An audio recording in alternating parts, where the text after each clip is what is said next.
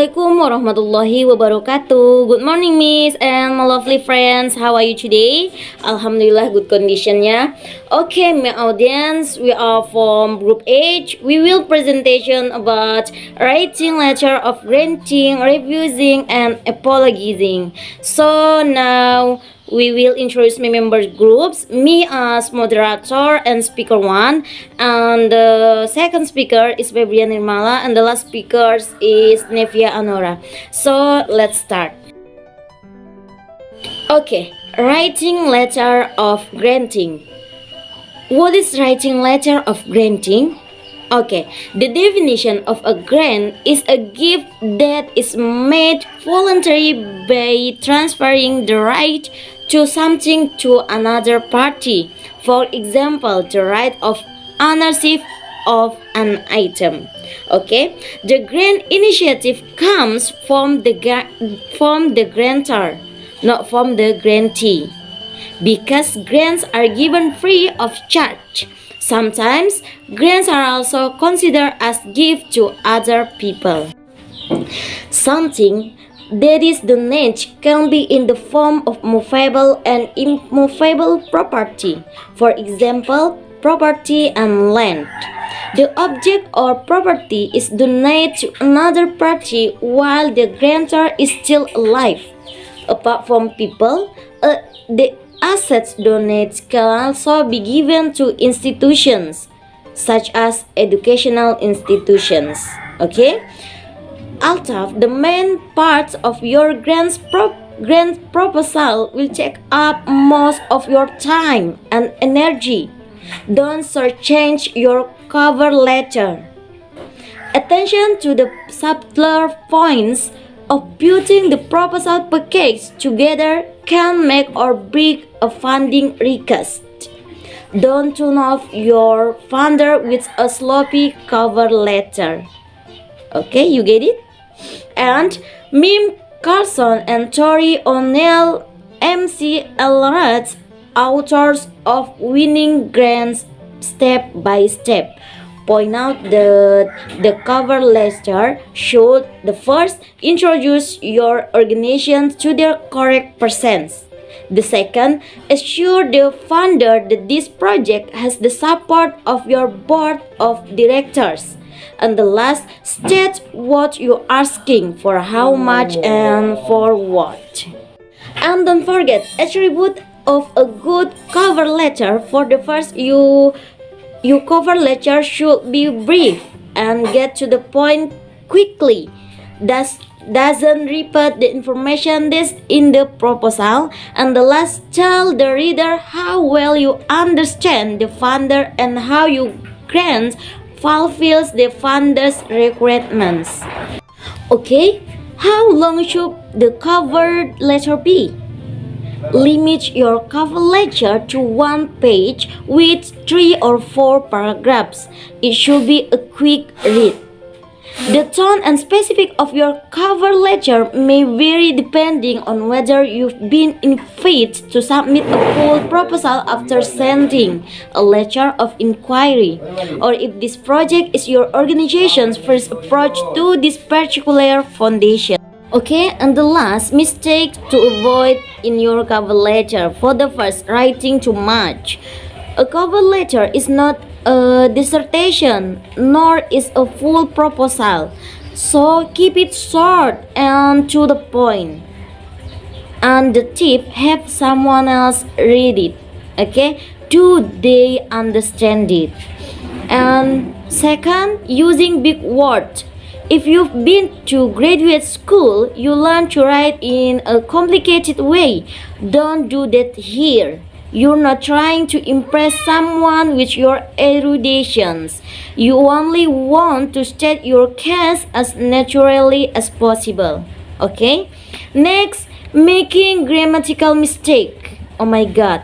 If you're not sure of your grammar, don't take a chance. Use the grammar check in WORD word. Okay? And also run your draft and applications such as Grammarly. There's a free version, but the paid version goes well beyond the necessary grammar check. Okay, that's all. I think enough. The sample you can see in the paper. So, thanks for your attention. Next speaker by Febrian Nirmala. For Febrian Nirmala, times is yours. Assalamualaikum warahmatullahi wabarakatuh. My name is Febra Nirmala. In this occasion, I will explain about a letter of refusal. A refusal letter is a negative response to either an invitation or a job offer.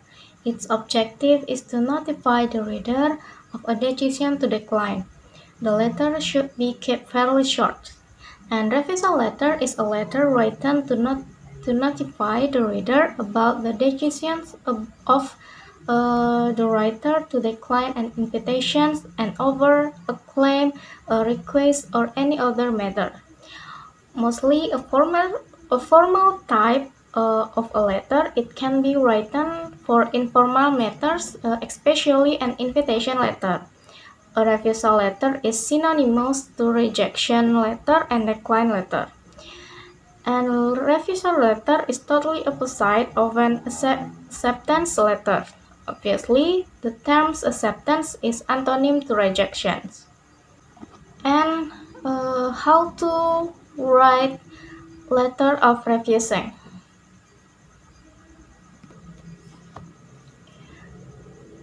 The letter itself communicates negative sentiments, and you have to maintain a balance between firmness and politeness.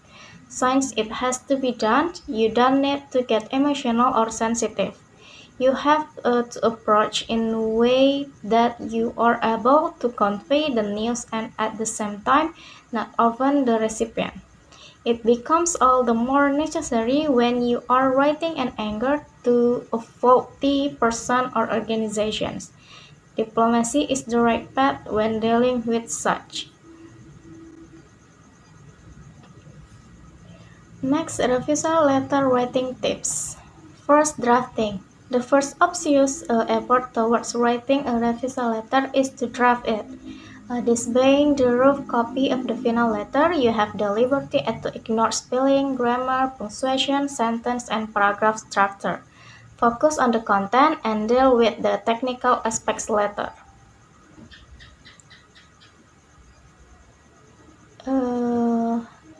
Second, show regret.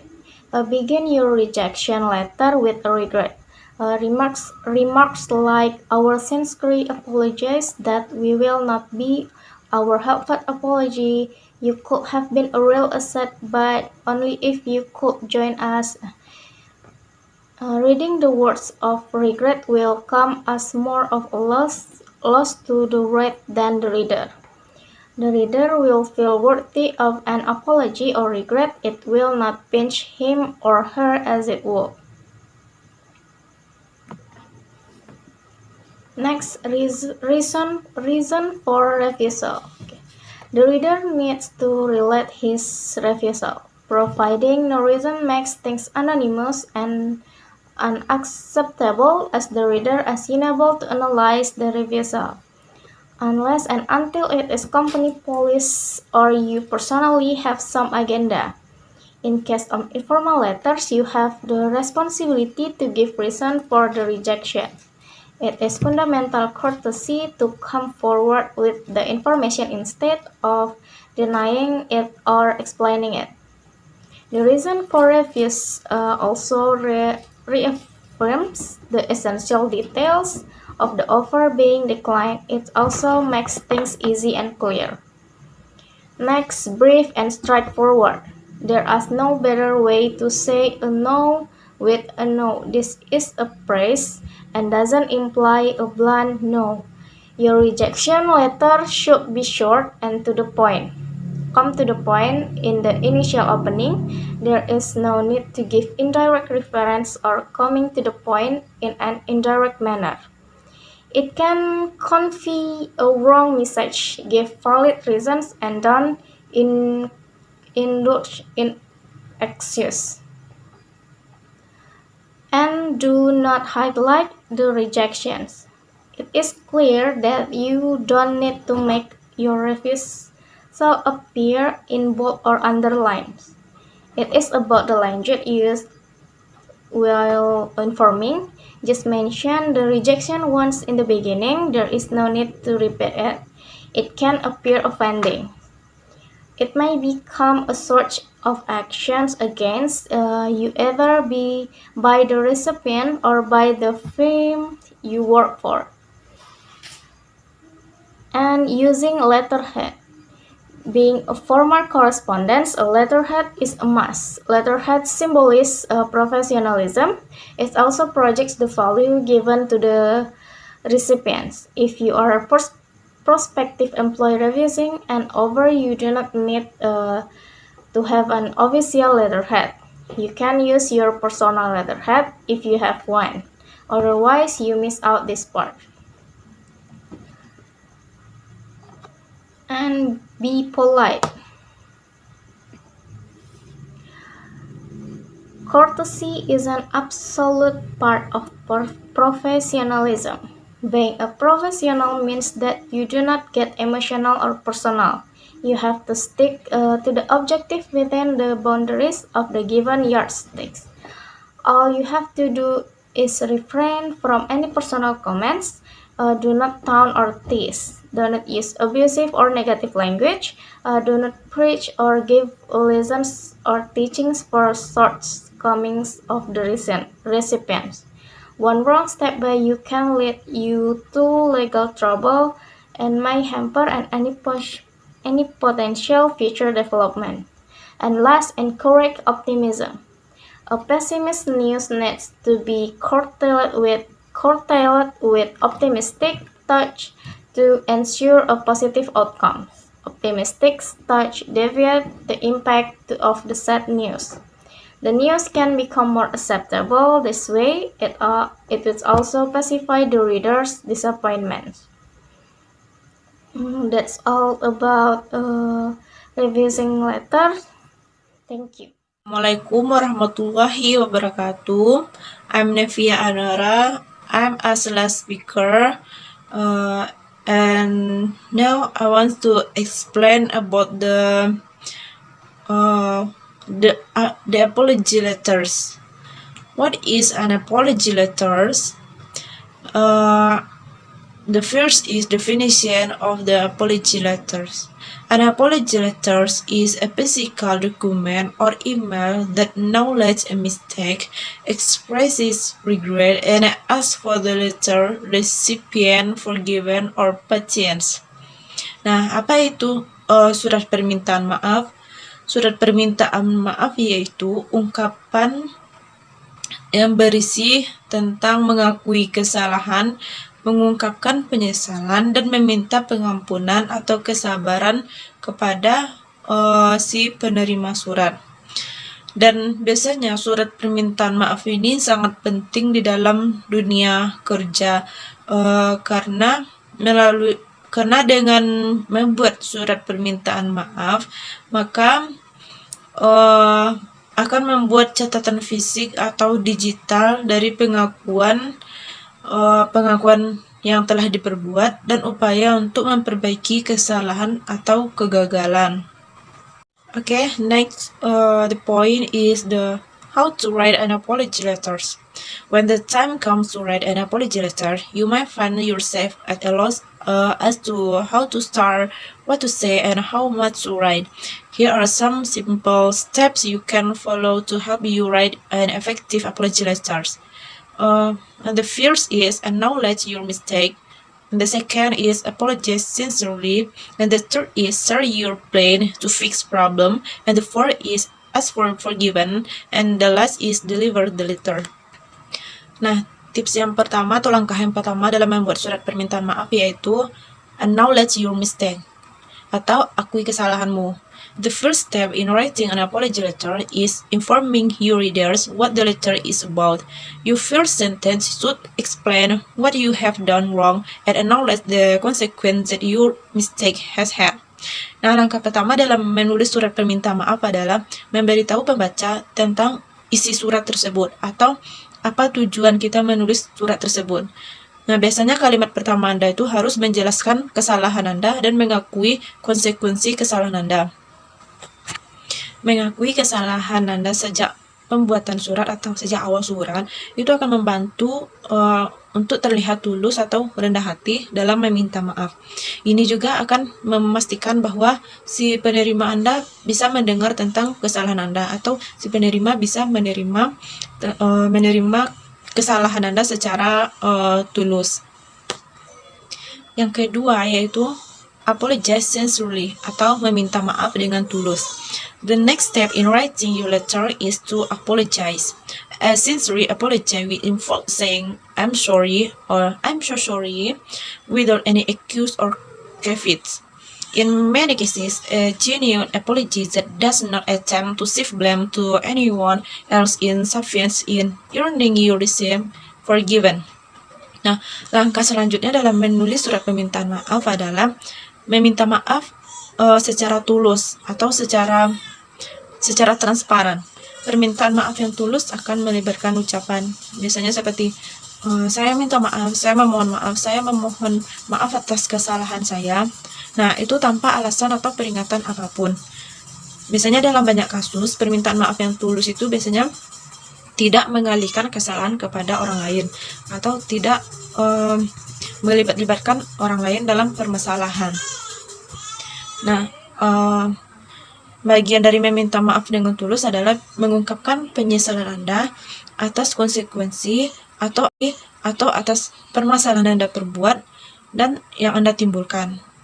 Nah, seperti contoh yaitu I'm sorry for getting to email you the financial report you asked for. I feel awful when I heard that you had to reschedule your meeting with accounting because of my forgetful. Nah, di sini bisa digarisbawahi di mana bagian permintaan maaf yang tulusnya itu yaitu terletak pada awal kalimat yaitu I'm so sorry for forgetting. Dan si penulis juga meminta maaf secara tulus seperti kalimat because of my forgetfulness. Nah, jadi dia mengakui kesalahannya. Dan ketiga yaitu share your plan to fix the problem. In addition to expressing your regret, you will also need to find a way to improve the situation. Assuring your recipient that you will do anything you can to make the matter right is a good place to start, but it will be even if you can share the specific step you will take to do so. Nah, bagian yang ketiga ini yaitu bagikan rencana Anda untuk memperbaiki masalah. Selain mengungkapkan penyesalan Anda juga perlu menemukan cara untuk memperbaiki situasi. Meyakinkan si penerima bahwasanya Anda akan melakukan semua yang Anda bisa untuk memperbaiki masalah. Dan memperbaiki masalah ada tempat yang baik untuk memulai. Jadi, untuk memulai percakapan ini Anda harus membagikan atau menjelaskan apa langkah selanjutnya yang akan Anda lakukan untuk memperbaiki permasalahan tersebut. Nah, tetapi akan lebih baik lagi jika Anda dapat membagikan langkah-langkah yang secara spesifik yang Anda akan ambil untuk melakukannya. Memiliki rencana semacam ini menunjukkan kepada si penerima bahwa Anda menyadari Anda ini berhutang kepada mereka dalam beberapa cara dan bahwa Anda telah memikirkan dengan serius bagaimana Anda dapat membuat situasi menjadi lebih baik. Yang selanjutnya yang keempat yaitu ask for forgiveness atau meminta ampun. Your letter should conclude with a specific attempt at making that right between you and your recipient. Nah, surat Anda harus diakhiri dengan upaya khusus untuk memperbaiki hubungan antara Anda dengan si penerima. Dalam kebanyakan kasus, biasanya ini melibatkan permintaan langsung untuk pengampunan. Meminta maaf menunjukkan bahwa Anda menyadari Anda telah membuat masalah atau masalah tersebut tidak benar-benar diselesaikan sampai hubungan Anda dengan penerima diperbaiki. Ini juga mengundang si penerima untuk berkontribusi menyelesaikan masalah dan menemukan penyelesaiannya. Nah, for the example, contohnya misalnya, I need to humbly ask for your forgiveness. I know that my mistake upset you, but I can hope we can resolve this and continue to work well together. Nah, maksudnya yaitu seperti contoh, saya perlu dengan rendah hati meminta maaf kepada Anda. Saya tahu bahwa kesalahan yang saya buat adalah membuat Anda kesal. Tetapi saya berharap kita dapat menyelesaikan ini dan terus bekerja sama dengan baik. Nah, di sini bisa kita lihat kalimat yang menunjukkan permintaan ampun, yaitu saya perlu dengan rendah hati meminta maaf kepada Anda. Nah, di situ ditunjukkan bahwasanya si penulis benar-benar meminta maaf dengan cara meminta ampun. Nah, next, the last step for writing the apology letter is deliver the letter. Depending on the situation and your relationship with the recipient, you might choose the either email your letter, send it by post, or delivery in person. If your mistake was an accident and if you and your recipient are equals in the workplace, a simple email would probably suffice. Nah, langkah selanjutnya yaitu mengirim suratnya. Bergantung pada situasi dan hubungan Anda dengan penerima, Anda dapat memilih untuk mengirim surat melalui email, atau mengirimnya melalui pos, atau mengirimnya secara langsung. Jika kesalahan Anda adalah kecelakaan dan jika Anda dan penerima Anda sama di tempat kerja, email sederhana saja sudah cukup untuk mengungkapkannya. Namun jika kesalahan Anda adalah akibat dari penilaian yang buruk dan jika itu mempengaruhi supervisor, manajer, atau seluruh tim Anda, kemungkinan akan lebih baik untuk mencetak surat tersebut dan mengirimnya ke kantor atasan secara langsung. Jadi alangkah lebih baiknya surat ini dikirim secara langsung atau Anda sendiri untuk menemui si penerima tersebut dengan secara langsung. Nah, mungkin itu saja penjelasan dari saya, definisi dari apologizing letter and how to write the apology letters. Terlebih dan terkurangnya saya memohon maaf, dan jikalau ada kata-kata yang tidak sesuai atau ejaan yang tidak sesuai, saya minta maaf. Saya akhiri dengan wassalamualaikum warahmatullahi wabarakatuh.